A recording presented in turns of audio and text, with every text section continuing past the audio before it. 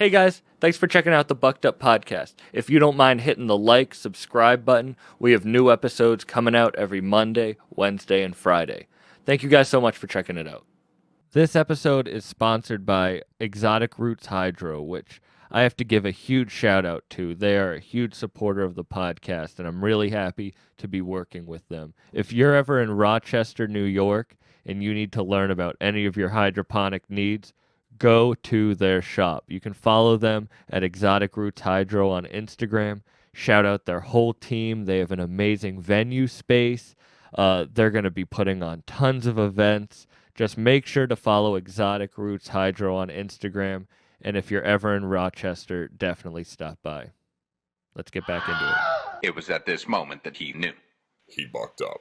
Now you fucked up. Now you fucked up. Now you fucked up. Now you fucked up. Now you fucked up. Now you have fucked up. I was like, I'll just follow him outside. And which you should never do to someone like Conway. You know what I mean? And I had I started asking him questions and like smoking a blunt with him. And he was like, "You're a comedian? Like, really? Like, oh, you did the Comedy Store? Like, the first time you did comedy? Like," and we just started talking. And he was like, I fuck with you a little bit. Like, there's no reason for him to talk to me longer than 10 minutes, and we talked for like 30 minutes. Yeah. And then the next time I went to see a show with him, I was so drunk that when I met him, I reintroduced myself, not thinking that he would remember me. And he remembered? And he remembered, and he was kind of like, oh, this drunk. You know what I mean? He was like, damn, like this kid kind of fucked I know what you're saying. I've been in that situation exactly before. It's awkward. Exactly. And then the next time is in the green room, like, this is a couple months ago, maybe like 8 months ago, at a show in Boston. And I go into the green room, and he's with my boy doing business. And he goes, "I don't really fuck with that kid." And I'm in the green room, and he's saying this to my boy, not about you. Yeah, and he doesn't know that that's my boy. And my boy goes like, "To be honest, like, I wouldn't be here if it wasn't for him. Like, I can vouch for him." And Con's like, "Really?" And Flea was there, and Flea Lord vouched for me, and me fuck. So like, he was like, "All right." And then I asked him, I was like, "I know you don't like." I just heard what you said. Do you want to do No, I didn't even hear that. Oh. I asked him to do a podcast, and he was like, "Yeah, we'll talk about it." That's wild. And then he must have listened to one and commented on Instagram, "I'm going to like come on the show." And then he invited me. This is a long story to start off the podcast, but he invited me to Buffalo, like, and we were going to do a podcast, and we were supposed to do it at 3 p.m, and I waited until about 10 p.m. And at 10 p.m. I'm not shocked. Not at all. And I'm not upset about it. And his manager texts me, and he's like, "Hey, we're going to the club. Con says you can come to the club, and maybe we can do the podcast after." Oh, my God. So we go to the club, and we end up getting fucked up at the club. And then we go back to the studio. He really does the podcast, so we did it like 2 a.m. Like, super fucked. It's super fucked up. Got That's super amazing. Personal.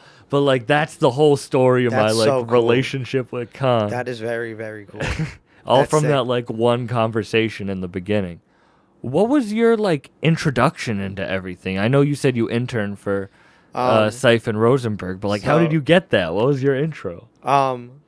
So number one, my name isn't my name on social media. My real name's Dan Robinson. Yeah, D-Rob. I was wondering. Yeah. So my dad was a producer for Kiss FM, which is like a R&B soul station. Yeah, I know Kiss FM. And it was right next door to Hot 97. And I asked to be an intern. They were like, "No, not if you're related." And then like someone backed out. Shit. Yeah. And they were like, "Do you want to come in at 5 a.m. tomorrow?" And I was like, or 4 a.m. And I was like, "Okay." How old were you? I was 21. I was just turned 21. It was like 2009. Wow. Yeah, I was a junior in college. And you were fans of them? Yeah. I was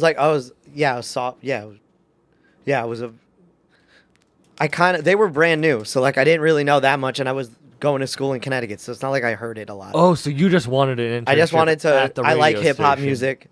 and I wanted to work in radio, and I did radio in college. I would do a weekly radio show, and I would get kicked off all the time Why? because I would do stupid things. Like, I would have my friends call in and say really...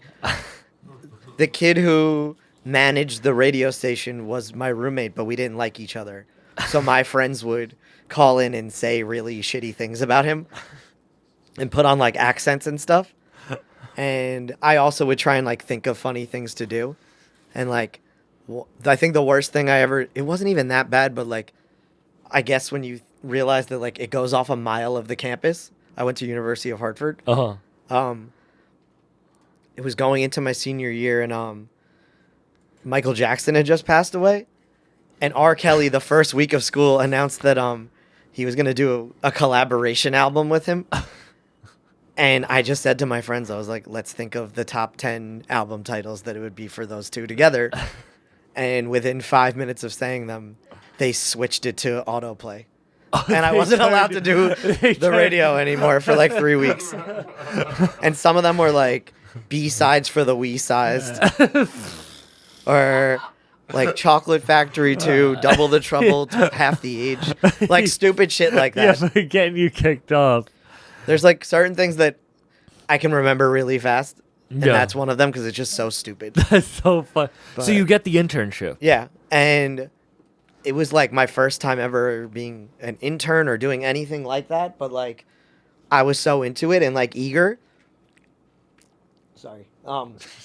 They were like, they would be like, go get us coffee. And I would sprint. It was 5 o'clock in the morning. Like I didn't need to sprint, but I was like very eager. And I just kind of did whatever they need to. I would answer the phones. I would all this stupid shit. And then like, and I was quiet though. I like wouldn't say a word. And Did you always want to be behind the scenes? or I was wanted your- to work in radio, and I liked what my dad did. He edited and like produced and all this stuff. And John Starks from the Knicks, he walked into the station to go to Kiss FM, and like my eyes lit up. That's my favorite basketball player of all time. Oh, really? He dunked over Michael Jordan like that. And I'm a New Yorker. It's the cool. I have like the poster, and I like ran into the studio during a commercial break, and I was like, John Starks is here. And Sypha said, who's John Starks? Because he doesn't know sports. Yeah, I was about to. I'm with Sypha on this. And the one. producer of the show and Rosenberg were like, oh, you like John Starks? Give us a few minutes. And then they told me that I had 10 minutes to think of 10 questions, and they're going to make me interview him on the air. Had you ever interviewed before? No, I've never done anything. It was the first time I really spoke to them. I was always very quiet. And then, Yeah. like, I was so nervous. They brought me in, and they asked him how old he thought I was, and he said 16, and I was 21. They said that a bunch of times on it. And then I asked my 10 questions. How'd it feel to dunk over Michael Jordan, like, stupid shit like that. But while I was doing the interview, they started, like, passing me questions that, like, I didn't want to read. Like, one of them was, like, how sweaty was whatever player? Like, you must have bumped into him. That must have been gross. And he was like, next question. It just got very awkward. And then they chopped it up and put it on the radio. And, like, I sounded like a fucking idiot. Like, nervous idiot. And then people liked it, and they started bringing me on more. And then And that was your role. it was an intern view. And then they started bringing, like, Rosenberg was away. And it was like a black, a Puerto Rican, and a Jew walk into a radio station. That was like their tagline. And they're like, well, we don't have a Jew today, so you're going to do the news. And they would write me like the worst things to say. And I would be nervous, and we'd pre-record it, and I would fuck up. But they would keep that in purposely. Like, and then I sat in on their podcast, and they slowly were like, you need a name.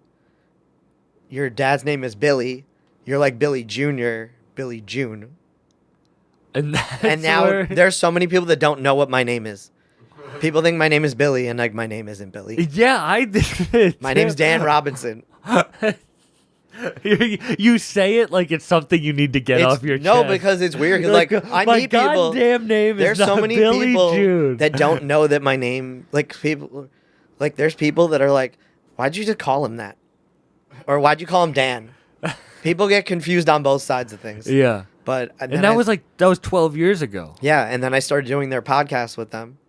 I was sitting in, and they And that was the first hip hop podcast. ever. Juan up. Yeah, it used to be called Juan Epstein, but they shortened it Oh. because of I always wondered. it's based off that show Welcome Back, Kotter from the 70s. Okay. Because there's a guy in the class that's Puerto Rican and Jewish, and that's his name. Wow. But then they took up that Steen because of Jeffrey Epstein and stuff. Yeah. But yeah, they shit on me. There was one day where I was sitting in on their podcast, and they asked me how many girls I had sex with, and this is one of those things where like it's weird to talk about, but so many people have met me now and said like I know this story because that's what I'm known for. So I'm just like I've embraced it. Yeah. But like I said none, and then every time I would go to the radio station, they would bring me on the podcast and ask me if I had sex, and then I finally. Well, did you have thick skin before that, or did you have to build it over time? I think I always had it. Okay. Because I was bullied and shit like that. But like they would just bring me on, and that's what I was known for a long time until it happened. And now I'm just known as like the guy that does all like, it used to be like the sidekick, but now I brought the podcast back and now I'm like the producer of it. It's kind of cool full circle. That's crazy that like one you produce like you Now I'm were on the producing it. first like rap and then you brought it back. So you were saying that. How did you bring it back? Like how did you help it get back? I didn't have a job and I was like freelancing and trying to figure things out to work on. And I love listening to podcasts. I listen to way too many of them and I missed that podcast. Like I wasn't even just like into it because I knew them or like I've been on it. Like I legit like love it because like they ask the real cool questions. Like they asked Kanye what his favorite equipment was, not like the regular bullshit. And That's cool that you're still a fan after all. yeah, and then I said to them, I wrote out like a full out proposal, and I was like, hey, you guys should. That's how I am. And I was like, hey guys, you guys should. Here, I sent you guys an email. You should check it out. I think you should bring the podcast back because now you're not around each other all the time. You could do it online whenever you want. And you can send anybody a link. Like, your guest range is way better than it used to be. And it took like 2 months. Had you kept in contact with them? Yeah. And I just would be like following up and da-da-da. And then one day, like, they both looked at it and they're like, let's try it. And it's been going since. And we started Patreon, and they didn't really understand what Patreon was at first. But once it started making money, they started liking it a lot more and doing a lot more with it. They're like, oh, let's do an extra 2 hours. How was it coming back? Did it feel like natural when it came back? It felt natural because they hadn't talked to each other in so long. So it was like a And cool... you had kept in contact with both of them separately? Yeah, or like right before the pandemic hit, they did like a Thanksgiving Eve party. DJ party. So like I had just seen them right before that. And I'd stuck with them because like also I was like running comedy shows and Cypher does comedy. Yeah. And over the pandemic I did these like I was trying to learn how to edit video. I had a full-time job, but like when I wasn't in an office anymore, I had a lot more free time. Uh-huh. And there was like a free version or a 90-day trial of Final Cut Pro. And I was like, let me try to learn how to edit video. And I was just trying to like think of things to edit and I couldn't think of anything. And I said to like, they're on my Instagram. They're really, really bad. I said to my friend, like, wouldn't it be funny if like, or how dumb is this? If I tried to do like a fake vlog video telling like a story from an old job that I had. Cause like I used to work on Love and Hip Hop and all these weird shows. Yeah. And crazy shit would happen. And I was like, well, what if I did it like trying to tell the story, but I'm too nervous because that's who I really am. And the 60-second hits and I never actually tell the story or I never finish it. And he was like, it's super dumb, but you should try it because then you can learn how to do it. And it did really well. And someone was like, you should do it again. So I kept doing it. I think I did like 6 of them. And the last 2 were Cypher and Rosenberg. Wow. I got them to come on Zoom and I had them hang up on me. So I'm like sitting by myself because I like didn't have any more ideas on like how to end it that way. But like they got a ton of views and I just stayed in touch with them that whole time. Wow. How was it doing the live show then with Jim Jones and everything? They hadn't seen each other in person in 2 years. Cypher and Rosenberg. That was the first time. Wait, that was the first... Because I was at that show, too, Yeah. for listeners. That was the first time they had seen... That's crazy. Been in person together. Wow. And we had almost hit a year of doing the podcast remotely. Wow. And I think they want to do it more. They had a lot of fun. It was stressful though. Like, there's so many moving parts, and like, I'm so shocked still to this day that we started on time and we ended on time, and they all showed up on time. I told them like an hour early to be there That's a good move. because I was like, "There's no way that two comedians, Seifa and Rosenberg, and Mano and Jim Jones are gonna show up on time and do." yeah. and How 'cause did you guys get Mano and Jim Jones for it?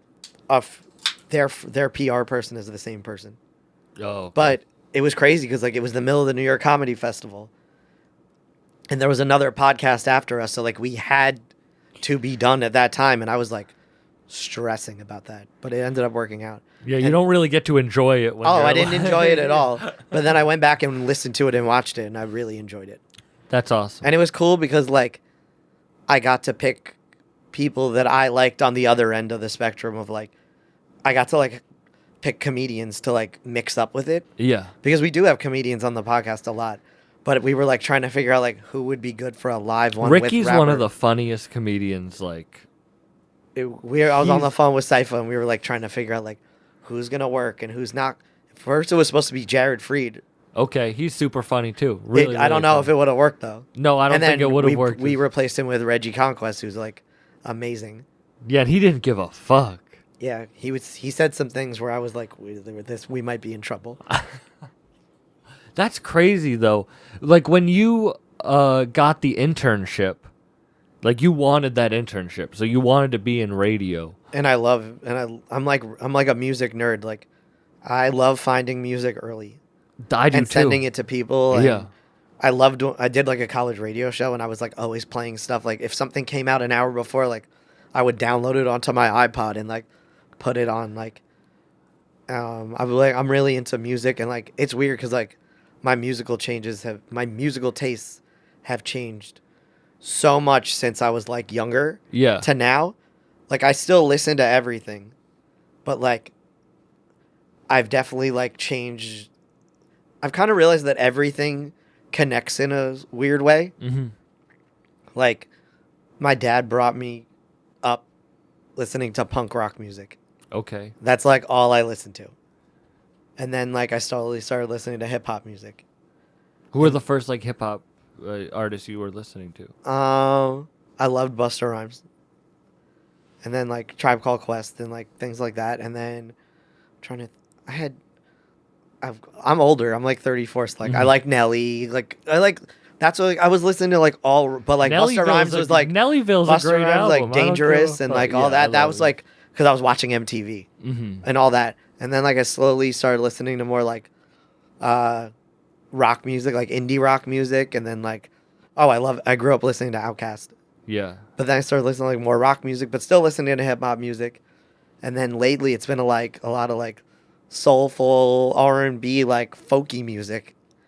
But I'm also starting to realize like it's all the same. Like the soulful, funky beats are the same things that are used Yeah, it's all in a hip hop yeah. song. Like it's all, and punk music and ska music use horns and the same drums. So like it's kind of all the same. No, I do.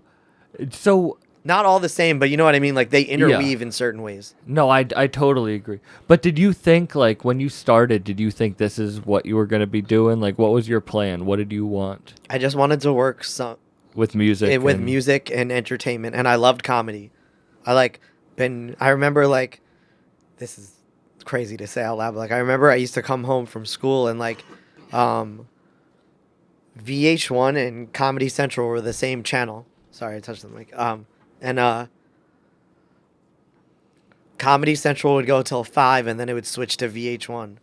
So when I got home from school, it would be like half an episode of SNL, an old episode of SNL, and then a Comedy Central Presents.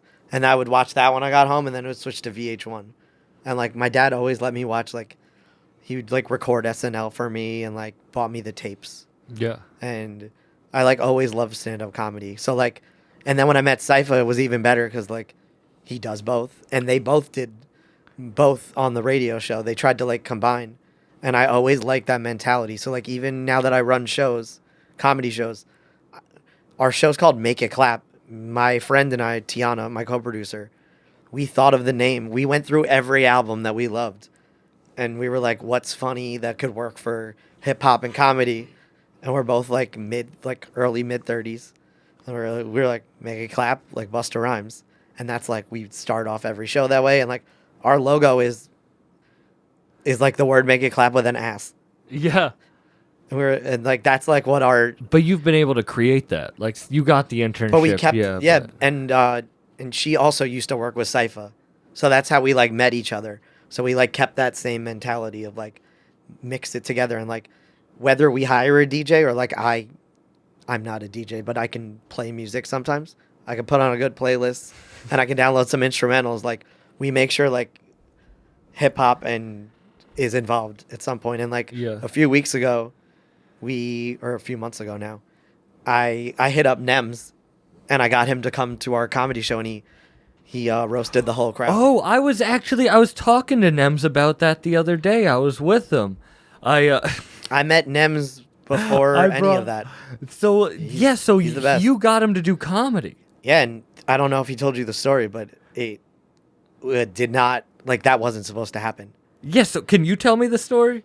So, yeah, I'm sure it's gonna sound differently than how he told you it, but I brought a girl on a first date to a strip club, and Nems was for Nems' appearance, and he told me then, so it wasn't like that's funny. The best place for it. So basically, I've been friends with him for a long time. I met him at like one of Sypha and Peter's events through one of his friends, and we always stayed in touch, and I always see him everywhere. And he started sending me all of his Don't Disrespect videos. This is like months and months earlier, and he was like, "Yo, I should do comedy. I should try being a comedian." I was like, I got you one day. I never want to say yes to people. Yeah. And then like the week that everything just like blew the fuck up, we had a show that Friday, and I texted him and I was like, yo, do you want to come on our show? And like, you can mess around with the DJ or with the host, and like, you can try comedy. And he's like, yeah, remind me on Friday. So then I hit him Friday and I was like, reminder. And I was like, you can mess with the da-da-da. Apparently, he didn't really mean that. He kind of was like, yeah, whatever. And then I am an idiot, and I made a whole real advertisement using the Bing Bong and him on the street. And it said, like, Bing Bong, Nems just got added to Make It Clap comedy tonight. And, like, did this whole fucking ad and tagged him in it and texted it to him. And he sent me, like, voice messages, like, I didn't commit to this. Why are you using my name in advertising? I get paid for shit like this. And like, I freaked out. I like felt, I feel so bad. It's a miscommunication. I'll take you off. And he goes, no, I'm on it now. People are asking me. I'll see you.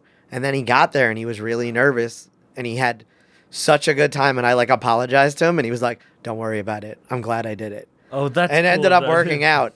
But like, I was scared. I thought he was going to beat me up. And like, I know him really well, but like, I've never seen that side. I was like, the voice messages. Yeah, That's so funny. the voice messages were really, I was like, I was at work, like, and then my boss was sitting next to me and I'm like new to my job. I'm telling him this and he goes, that's the Bing Bong guy? I was like, yeah. Damn. But it And he ended up did the working out. show and he was just roasting the audience. We brought and him up at the end with the host and I said, you can make fun of me. And he brought me up on stage and he told that story. And he called me a human earthworm and he called me an armadillo without a shell. And I was so nervous. I was just like taking it. Do you get starstruck anymore? Yes. I get nervous. I still get nervous around people that I know pretty well that are like Yeah. bigger. It's just, Have you been able to work with any of your like bucket list people? I mean, I'm like trying to think now. Yeah. It's, Like, have you ever worked with Busta? Like, have you met I him? saw or- when I saw him at the Stand a few months ago. That was pretty cool. Oh, He was at a Dave Chappelle show, and I went downstairs afterwards, and he was there. That was pretty cool. that is pretty cool. I'm trying to get Conway to do stand up. He says he'll do it, but I don't know if it'll actually that could be good. happen. Fat Joe said to Nems that he wanted to try stand up, and I was like, Oh, really? I was like, oh, that could be interesting. He's pretty funny. What do you? T.I.'s doing stand up now. Oh, really? I keep seeing it on Instagram. Did you know that, Irish? T.I.'s He's been going on the road with Donnell Rawlings, and he did Laughing Skull Lounge in Atlanta. Really? That's well. You ever? And he looks very happy in every photo, and I was like, this isn't the T.I. that I usually see. Yeah. Chappelle says that rappers and comedians are very similar people. I think that's why hip hop and comedy work so well. Yeah, they're both American art forms too. There's a lot of funny Yeah. rappers. Wicked. Who do you think the funniest rapper is that you've met? I think Jim Jones and Mano are pretty fucking funny. If they're in that mood, they can be really funny. Yeah, and they're very dry with it too. Action Bronson's really funny. Mm-hmm. All those I've guys. always wanted to meet Action. Oh, okay, that's one then on my bucket list. You got to work with him? I worked with him on the failed Hot 97 TV show that was on VH1 that was supposed to be like Curb Your Enthusiasm meets The Office. Wait, I don't know about this. It didn't go well. And they chopped it up and made it not very funny, but Action Bronson was on. And I told him I was a big fan of his. And you were working on the show? Yeah, I was a PA. It was the same company that made Love and Hip Hop, so I kind of convinced them to let me do it. I told him I was a big fan, and he picked me up in the air and put me in a headlock, and someone took a photo of it. And there's a video that I have. It's like an infamous video. I can show it to you after. This is a crazy story. When I first moved to the city and I was working on the Hot 97 show, I went out with Cypher to his improv show and then to 6 different clubs in one night, all throughout the tri-state area. And the last one was, I think we started in Lower East Side at UCB East at his improv show. And then we went to Queens, the Bronx, Long Island, Jersey, and then Brooklyn. And we ended at Lust Strip Club in Sunset Park. And it was the release party for Banned from Radio. It was Mac Wilds, Mano, Cypher, and Nori. It was their single, Wow. and Drewski. And we had our rap party the night before. So I was very hungover. I didn't even drink the whole night. And I asked where the bathroom was. And they said, oh, down that way. And when I was walking to the bathroom, this stripper put her leg on my shoulder, and I got scared. So I didn't move. And then she did the other leg, and she smacked me in the face with her ass 3 or 4 times. And because it was an album release party, they had actual cameras going all around, and they recorded it and put it online and sent it to me. And it's like, to this day, like the most infamous video. I'll show it to you. And I can't wait to see that. And everyone's like, did you get pink eye and da-da-da and all this stuff. But like, Cypher made me show that to Action Bronson, and he watched it maybe 35 times in a row. And then I saw him 2 weeks later at Summer Jam, and he's like, oh, you're the ass kid. Like, he remembered me, and I was like, this is so cool. That's a good way to be remembered. And I have a picture with him picking me up in the air and putting me in a headlock. Yeah. So I think I'd say Is that this was what you wanted? Or do you do in life what you wanted to do? I think I was figuring it out.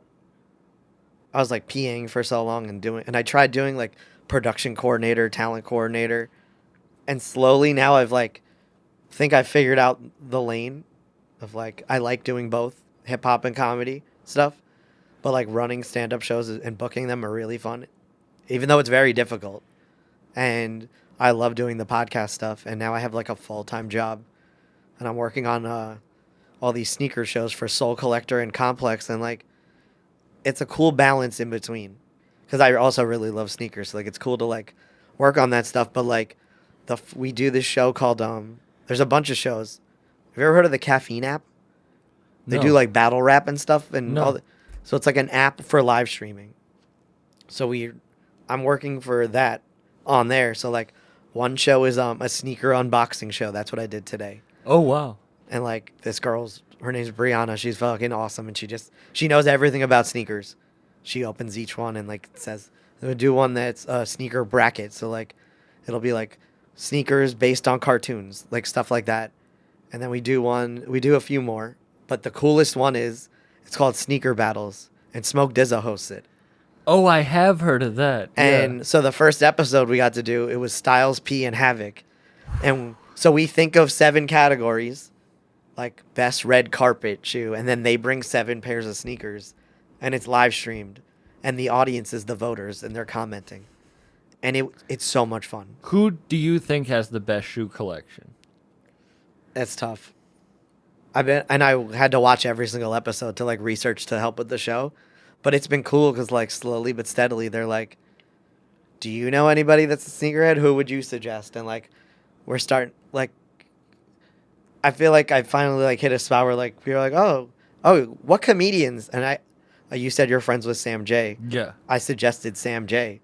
And now they're reaching out to her right now. I don't know if that's going to happen, but, like, they were said to me, like, make a list of comedians that you know that have cool. I put Cypher on there. Cypher has like 400 pairs of sneakers. Oh shit! That no one's ever seen. Damn. So that is like, because you were talking about like working with Laugh Boston when you were like didn't know what to do. I was that in is a job that it was interesting. I don't want to like. No, I know. But now you get to do what you want to do. Yeah, and it's cool, and like. And it's full circle. It really is, because like, and now I get to like bring people on, or I bump into people that like I used to work with, and now we're like on different. The kid who recommended me for this job, he's now the production manager of all the shows. We were PAs together, and we like bought everybody lunch and would drive everybody around. So it's like very cool to go like full circle. Yeah. He called me and he was like, they want someone that has like live show experience, but comedy and music experience. I think you would be good for it. And now like it's been 3 or 4 months and I'm working there, and it's like super cool. Did you ever want to be a comedian? No.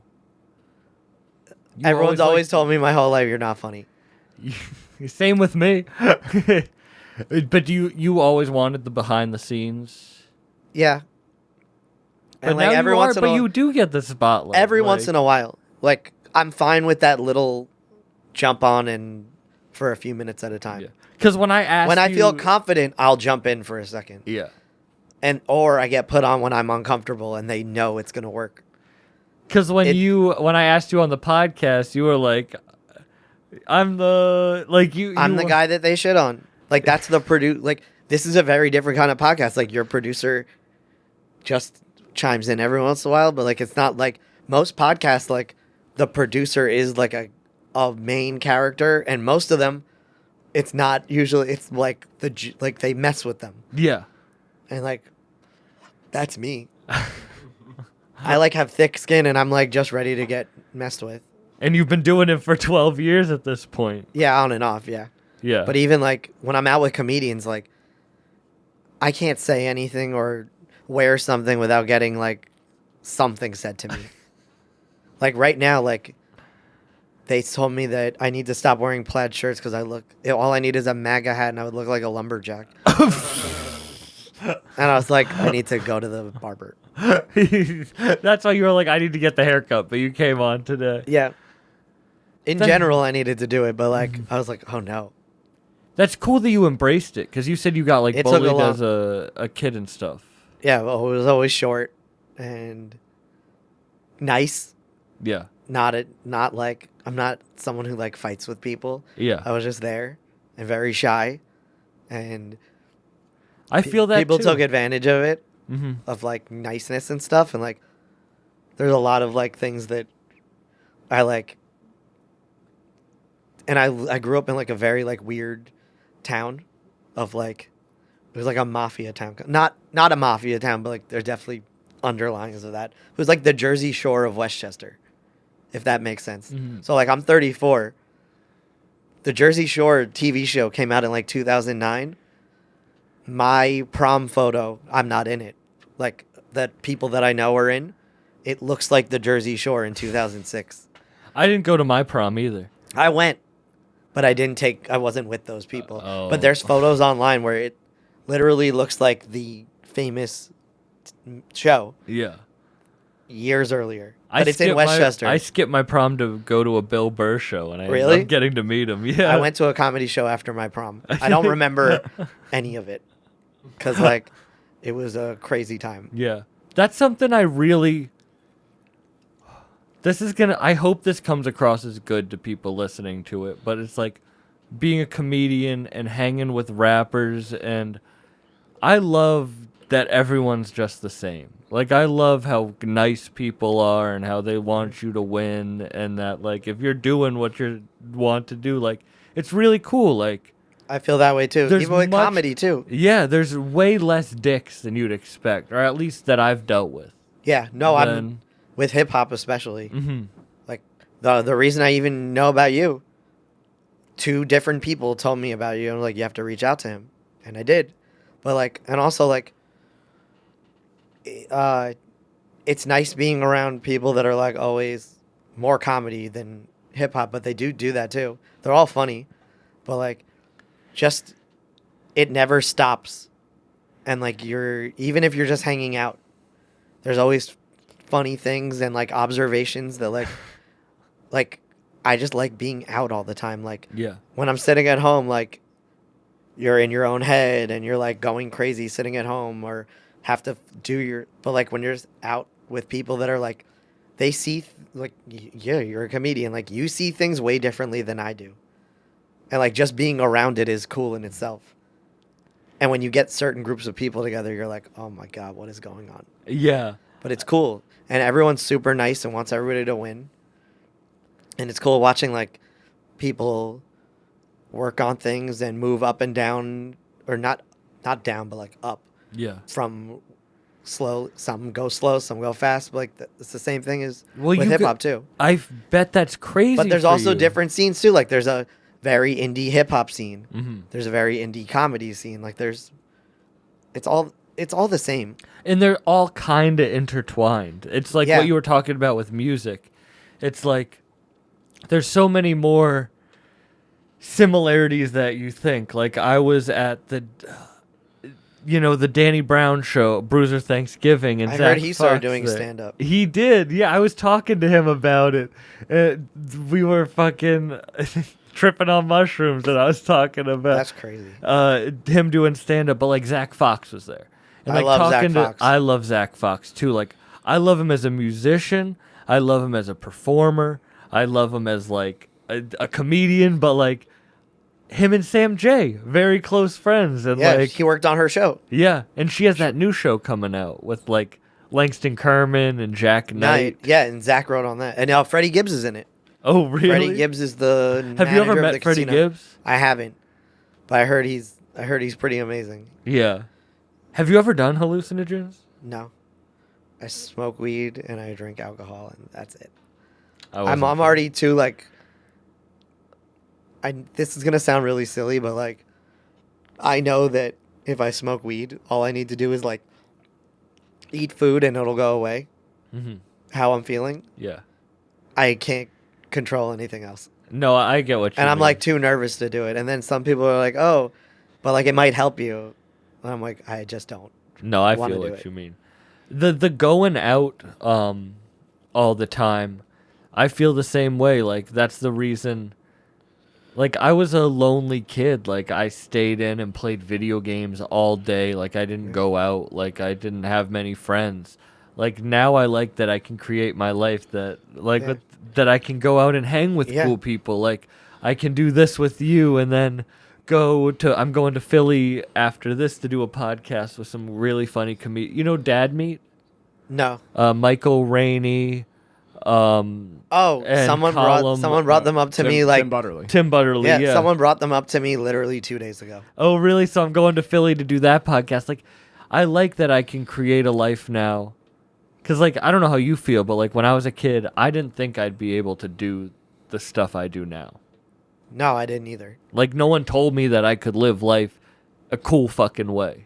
Yeah. And like now I'm utilizing New York City maybe too much sometimes, but like there's always something going on.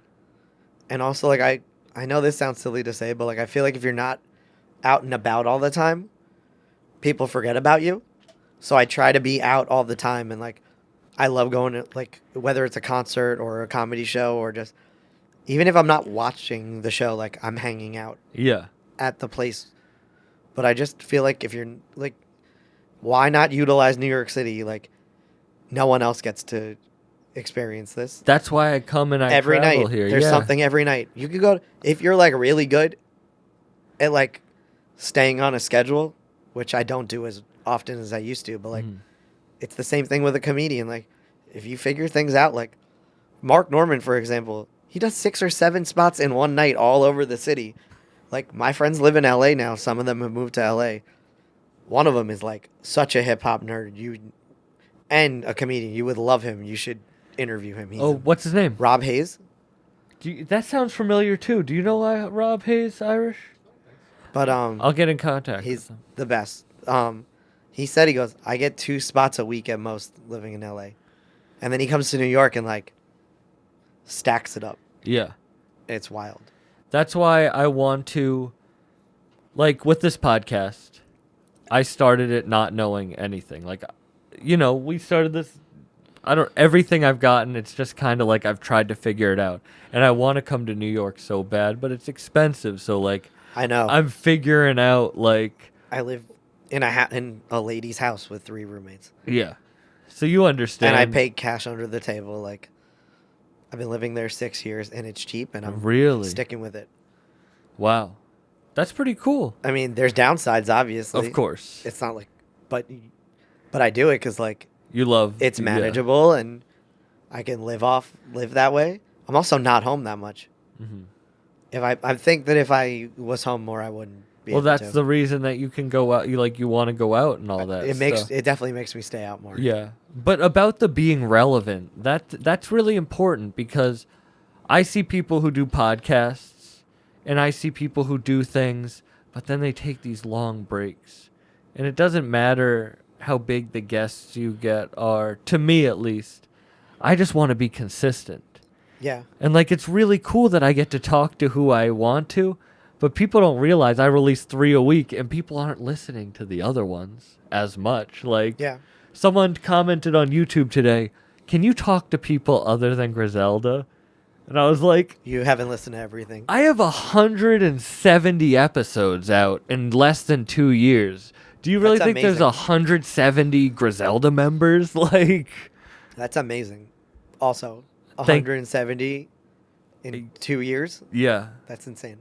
I think that's the only reason that I was able to break through is because I really did, like, I'm not a great interviewer. I get too stoned. I'm anxious, so I get too anxious during an interview. But I've released more episodes than anyone else.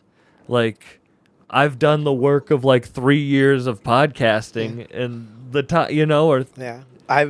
This is gonna go back full circle, but I'm gonna ask you. Can I ask you a question? of course. So this is gonna go back full circle. First, I'm gonna ask you somebody's name. Yeah.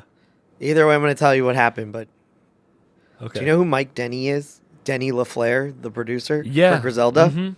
So my second internship ever was at Caroline's, and he was the social media guy.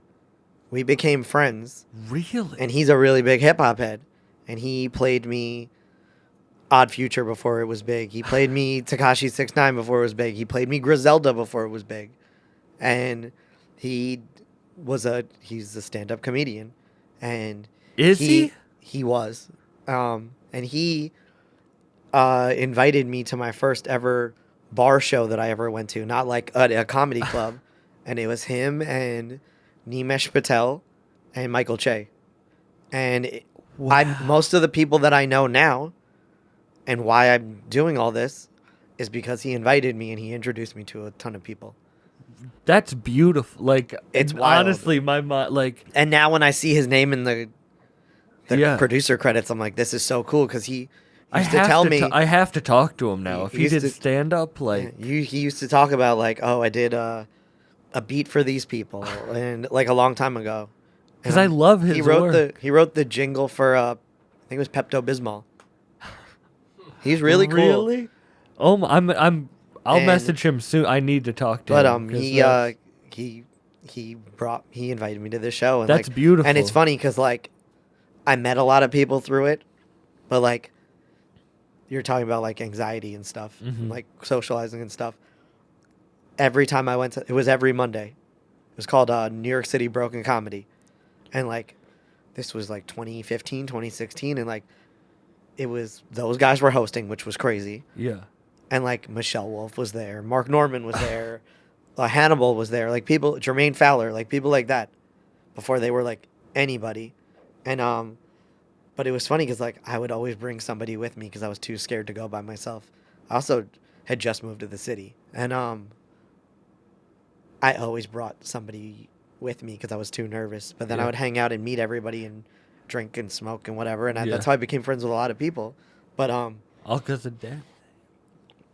There was one day where I was working on it was like my second or third day working at Impractical Jokers. And my friend who goes with me to those shows, she couldn't go with me. And we got out of work at like 6 o'clock. And we went to happy hour, and it was like 7. And I was like feeling kind of nice. And I was like literally 3 blocks from the venue. And I was like, I'm just going to go. I'm right here. Let me just see what it's like going by myself. And there was a kid that I met multiple times named Matt. And on Instagram, he's PBS the photographer. I'll tell you in a second. It's fucking crazy. So like, he would hang out afterwards as well, and he always had a friend with him. Mm-hmm. And I was like, hey, can I sit next to you? And he's like, yeah. And now he's the photographer for my show. We met in 2015, 2016. Now he's the photographer for my show. But like he shot on tour with Michael Che and all these people, and now he's the photographer for The Daily Show. But he wasn't advertising that he was a photographer then. In that moment, he was too scared to tell anybody he was a photographer. But it's wild that like the one day that I went by myself, and then after that I felt comfortable going by myself. But like that's somebody who like I now work with all the time. But we were just two nerds that really like stand up, and we're going to the shows every week. That's beautiful. And now we're like working together in different forms, but also on a show together. It's pretty cool. I had to shake your hand for that one. It's pretty cool though. No, but it shows really like that full circle, omens, like how omens nervous you were to go by yourself. Man, that's Irish. I don't even know if Irish, you know this shit. But like, I'm a very anxious person, and when I started, I know you know that. Don't you fucking lie. I'll come jump over this table and fuck you up.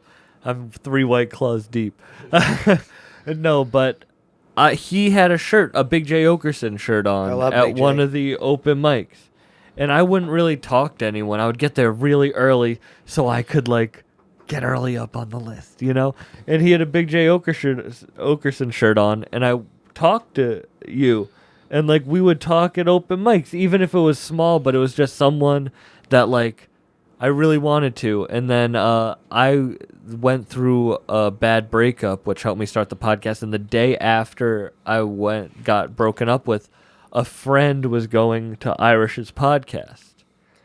And he invited me along. He's like, do you want to come and just, I know this might be good for you to get out and do this podcast.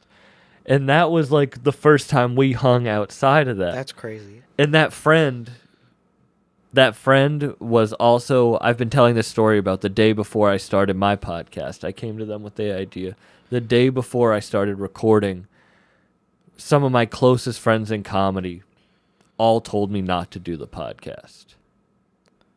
They were like, it's a dumb idea. They were like, it's a dumb idea, honestly.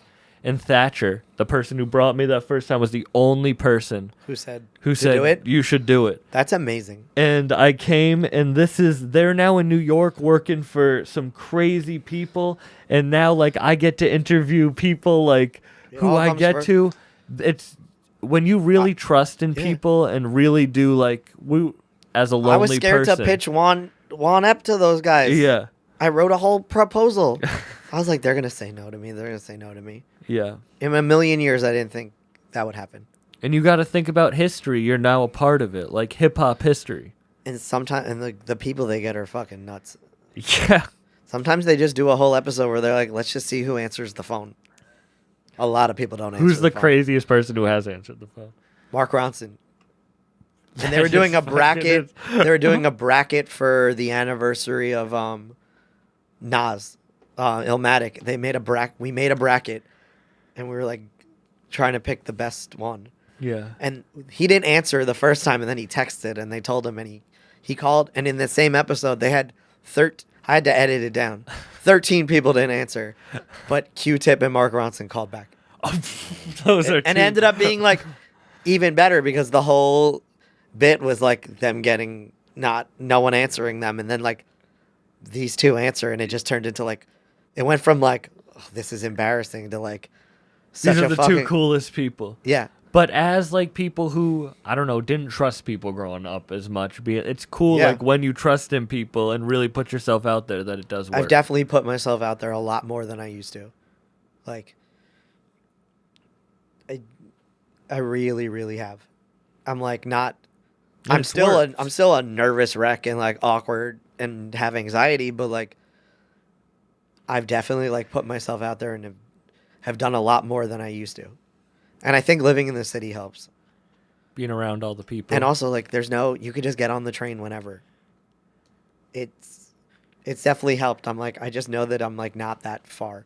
It's not like when I lived in Westchester and it was like I have to make sure I get the train at 1:56 otherwise the next one's at 5 a.m. or a $200 cab to go 30 minutes. And like now since I moved I was like never going back. And I also don't like driving. I've had many bad, as a kid who worked in TV, driving in New York City is the worst thing in the world. Yes. Especially when you're not a confident driver. And like I'm a confident driver and I hate not, driving in the city. I've gotten into accidents. I drove for love and hip hop, and you drove for love and I would love imagine I have one good one being for you. a rapper. Ugh. And you get in the car and you're all right. I have one good one. All right. I was working the Love and Hip Hop Atlanta reunion, but they shot it in New York, and I did like 3 or 4 trips the whole day, and I was super nervous and like can't believe I even like did it, back and forth from the airport to the hotel, and I didn't live in the city yet, and the last people that got in my car, it was her name Mama D. Yeah. I forget. She's Little Scrappy's mom. Okay. It was Mama D, this woman who was like the fiance of Benzino, and then Benzino, and like it was super tired. It was like 10 o'clock, 11 o'clock at night. I was on like hour 14 of working. It was like my 3rd or 4th day working on this for this company in general, and they kept like apologizing to me and and then like started like raining and thundering and like my GPS stopped working, and I said like, do you guys mind if I put on music? I was like so nervous. I was like, do you guys mind if I put on music to like zone in? And he was like, yeah, I want to see what a white boy like you listens to. But like I had a very good hip hop playlist, so he was pretty shocked. But then my GPS shit the bed, so he was like trying to help me, but like Coyle Ray's dad. I did not know that until you just said that. Oh, that's really? Crazy. Yeah, that's Coyle Ray's dad. And then fucking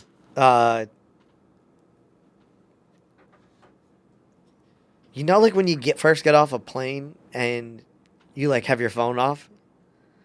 I guess like this woman didn't have any service, so it's like me, a producer, and the 3 of them in the back. And I'm like really nervous in general. I'm tired. It's raining now and thundering and lightning and all this shit. And I feel like it's like a very contrived show. Yeah. They know how to like get people egged on and stuff. But like she got a text from like an ex-boyfriend who was like his best friend, and it definitely was like a very sexual picture. And she showed it to him in the car. He didn't think it was funny. She was giggling. And, like, we had just gotten into Manhattan. And he was like, get me out of this car. And I was like, what do I do? And the producer's like, just keep driving. And he was like, get me out of this car. Get me out of this car. I don't want to be in here. I was like, what do I do? And she was like, well, do the locks. And I was like, it's a rental car. The child locks her on. I couldn't do anything. I was like pressing it. I didn't know what to You're do. I'm locking freaking out. Benzino in It's a now car. like midnight at this point. You're or like kidnapping it's like Benzino. midnight. And I was like, what do I do? What do I do? And he was like punching the window and he's like, get me out of this car and all this shit. I was like freaking the fuck out. And the producer said to me, at the next red light, just get out and open up the door quietly, like a little bit, and see what happens. And he jumped out. And like, but as I was starting to drive, so it scared the shit out of me. Yeah. And we're in the middle of Midtown. And then I guess like he thought that he jumped out when we were really close, but we weren't. So then he like started chasing us. And then we get to the front of the hotel and I'm so scared and so freaked out. He was screaming a lot. And I stop and I hit the brakes and I'm sitting there and I'm like just trying to compose myself. And everyone gets out of the car and then she hadn't gotten out of the car yet. And then he gets back in the car and I was like, just don't get back in the car. And they were like fighting with each other and talking and da-da-da. And the producer was like, do you want to take a break? Like you can go inside and get a glass of water from the hotel and all this and that. And I forgot to put the car in park and I was in front of a fire truck. And I've never picked up and put down my foot so fast I missed it by like a centimeter. Put it in park, went in, and Lil Scrappy's mom was like, now you know this shit's real. And I was like, it's my third day. I didn't know what the fuck was going on. And then like I called my boss and I was like, he goes, are you okay? And I was like, I'm a little shook up, da-da-da. And he was like, where do you live? And I was like, I don't live in the city. And I was like, I already missed all the trains home and blah, blah, blah. And he goes, well, we have like a 6 a.m. call time. And I was like, okay. And he goes, one of the guests didn't show up. Do you want his hotel room for the next 2 days? His name's Wacka Flacka. That's what he said to me on the phone. And like, I didn't have clothing. So like, they let me buy clothes in the morning and like all this stuff. But like, I got, Gucci down. but I guess like everybody, I guess they told everybody what happened. And the crew from Atlanta like had come up to do like the BTS behind the scenes shoots. Yeah. And like I got to this hotel and they were like all at the hotel bar like applauding me. And I was like scared shitless. But the funniest part was when I went to go drive the car and park up where the hotel was. Yeah. Benzino got out and dapped me and goes, yo, that was a fucking funny, crazy ride, huh? And I was like shaking. Like, I was like, this was not funny at all. Yeah, you're like, I thought I was going to die. I just kept myself. And then, like, the next day, there was, like, it was all out brawl, and they had to kick the audience out. And, like, people, they were throwing bottles at each other. So the shit's real. Like, it was really, really real. And, like, I was just like, oh, my God, that all started in the car the night before. You're like, this is because I couldn't unlock the doors. So I don't like driving in New York City. Man, thank you so much for doing this. This was awesome. Thank you for having me. Of I course. was nervous as fuck to do this. I thought you didn't seem nervous at all. I thought that was great. You were like, I'm going to We'll see shut in the down. comments. You were like, I'm going to shut down. I was like, nah, this is great. Thank you. For real. Thank you, man. Do you want to Nervous. plug anything? Juan Your real App is name? like Your real name? My real name, Dan Robinson. Yeah. On Instagram. Do you want me to Billy- put, I'm going to put Dan Robinson and AKA then, Billy June. and then in quotations, I mean, in parentheses, I'll put Billy. AKA Billy June. But You I'm can going to put, do Billy June. no, I'm putting your real name I don't. first. No, please don't. Because yeah, please don't. Billy June 88 on Instagram, and then I produce Juan App is Life. It's the nerdiest hip hop podcast. They talk about like the samples and the equipment and all that stuff. It's amazing. It was the first hip hop Yeah. podcast, and I look No. up to it heavily. And then I produce Make It Clap Comedy, which is a comedy show hosted by Matt Richards, and it combines hip hop and comedy. That's awesome. I'm going to have to come out to see one of those shows Yeah. sometimes. It's a fun time. Yeah. Sometimes you can see me bringing up the host and not remembering how to speak, which I Or think you getting saw them at the to- Juan App is Life. Yeah. Or getting Nems to Yeah, almost We try beat to- you up at a yeah. comedy show. you never know what's gonna happen. Man, thank you for coming on. Thanks you so everyone for much. listening. Irish, you want to plug anything? Just add this can that I dropped. It's Irish O'Neill and Too Much Content Live. Peace, everyone.